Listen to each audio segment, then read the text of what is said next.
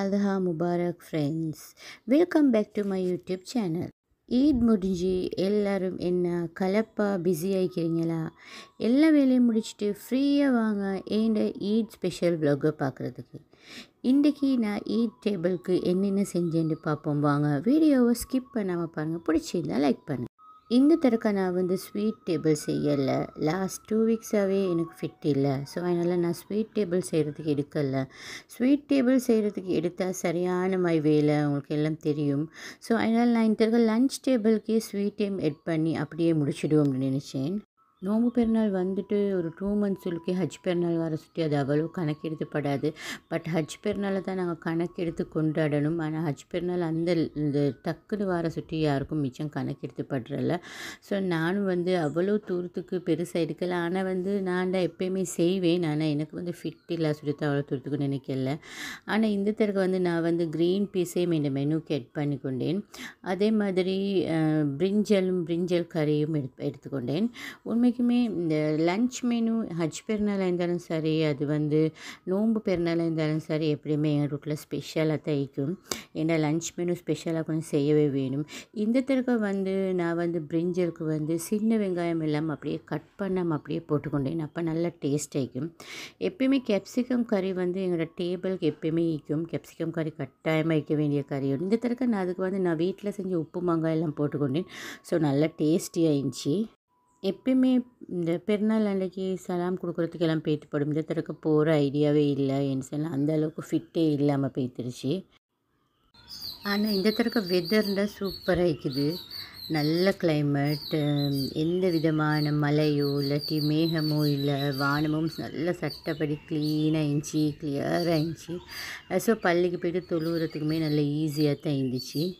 இந்த தடவை நடக்காத மாதிரி ஒரு விஷயம் நடந்துருச்சு. நான் இந்த ஈத் ட்ரெஸ் எல்லாம் எனக்கு முடிச்சுக்கொள்ளவே கிடைக்கல, ஃபிட் இல்லாத சுட்டி.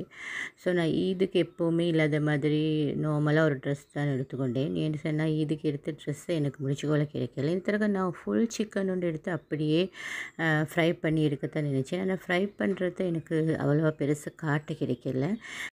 ஏன்னா அந்த டைமை பார்த்து நேபர்ஸ் ரிலேஷன்ஸ் எல்லாம் வந்துட்டாங்க சலாம் தரத்துக்கு.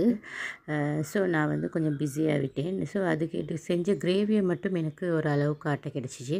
ஆனால் இதோட ஃபுல் ரெசிபியை நான் எடுத்துக்கிறேன். நான் அதை உங்களுக்கு போஸ்ட் பண்ணுறேன். இது ஒரு நல்ல ஒரு டேஸ்டியான ஒரு ரெசிபி உண்டு. இதை நார்மலாக உங்களுக்கு எப்பயுமே இந்த ஒரு சாப்பாடு கீ ரைஸ்க்கு செஞ்சு கொண்டீங்கன்னா நல்ல டேஸ்டியாகவும் மிக்கும் இந்த ரெசிபி. நான் இந்த ரெசிபியை உங்களுக்கு போஸ்ட் பண்ணுறேன் இன்ஷா அல்லாஹ். ஈத் அன்றைக்கி குக் பண்ணுறது ஈஸி இல்லை. ஏன்னு சொன்னால் ஈத் அன்றைக்கி எல்லாருமே சலாம் தரத்துக்கு வருவாங்க. ஸோ அதனால் நான் ஏர்லி மார்னிங்கே இன்றைக்கி குக்கிங் எடுத்துட்டேன். அப்போ இருந்தாலும் குக் பண்ணி முடிச்சு கொடுத்து கிடைக்கல. என் ஃப்ரெண்ட்ஸ் கசின்ஸ் எல்லாமே வீட்டுக்கு வந்துட்டாங்க சலாம் தரத்துக்கு. எப்படியோ ஒரு மாதிரியாக 12 ஆகப்போக்குள்ளே குக் பண்ணி முடிச்சிட்டேன். இது நான் ஃப்ரை பண்ண சிக்கன் இது இந்த ரெசிபி நான் இன்ஸ்டாகிராமில் பார்த்த ரெசிபி உண்டு. நான் இந்த ரெசிபி உங்களுக்கு போஸ்ட் பண்ணுறேன். இது நல்ல டேஸ்டியான ரெசிபி ஒன்று. இந்த கிரேவியும் நல்ல டேஸ்டியாக இருந்துச்சு சாப்பிட்றதுக்கு.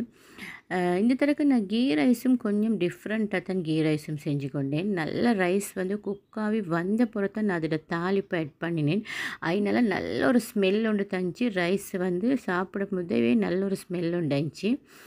இதுவுமே நான் இன்ஸ்டாகிராமில் பார்த்த ரெசிபி ஒன்று தான். ட்ரை பண்ணி பார்த்தா நல்லா தான் இருந்துச்சு. இந்த தடவை எப்பயும் போல் பிரியாணி நாங்கள் செய்யலை. ஏன்னு சொன்னால் டேபிள் டெக்கரேஷனுக்கும் நல்லாயிருக்கும், டிஃப்ரெண்ட்டாக இருக்கும் அப்படி சொல்லித்தான் கீ ரைஸை செஞ்சோம்.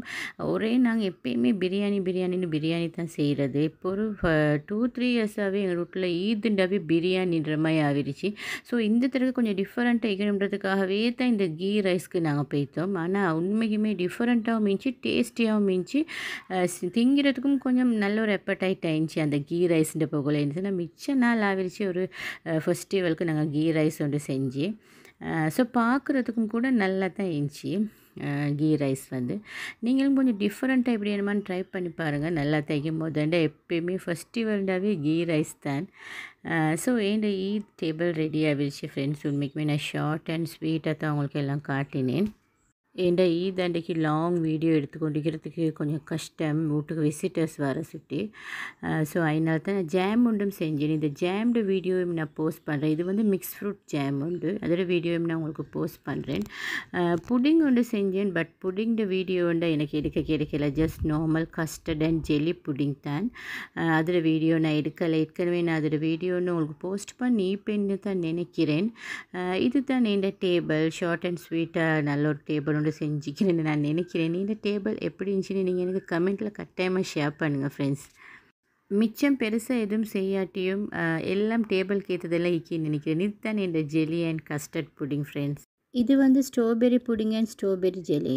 ஃப்ரூட் ஐட்டமுக்கு வந்து வாட்டர்மெலன் அண்ட் பனானா தான் வச்சேன். இந்த டேபிள் உங்களுக்கு பிடிச்சிக்குதா? இந்த ஈத் டேபிள் பிடிச்சிருந்தா லைக் பண்ணுங்கள், உங்களோட ஃப்ரெண்ட்ஸோட கட்டாயமாக ஷேர் பண்ணிக்கோங்க. ஈத் டேபிள் எங்களை எல்லாத்துக்குமே ஸ்பெஷல் தான். ஏன்னு சொல்லுங்கள் பார்க்க. ஈத் அன்றைக்கு தான் வீட்டில் எல்லாருமே ஒரே டேபிளில் உட்காந்து சாப்பிடுவோம். ஏன்னா மற்ற என்ன ஒகேஷன் வந்தாலும் அட்லீஸ்ட் ஒத்தராலும் மிஸ் ஆகுவாங்க. ஆனால் ஈதுக்கு வந்து யாருமே மிஸ் ஆக மாட்டாங்க. வீட்டில் பேரண்ட்ஸும் சரி, கிட்ஸும் சரி, வளர்ந்தவங்களும் சரி, எல்லாருமே ஒரே டேபிளில் இருக்கிற சுற்றி ஈத் வந்து எங்களுக்கு எப்போவுமே ஸ்பெஷல். நாங்கள் டிஃப்ரெண்ட் ஆகிக்கணும், ஸ்பெஷல் ஆகிக்கணும்னு எப்போவுமே எதிர்பார்ப்போம்.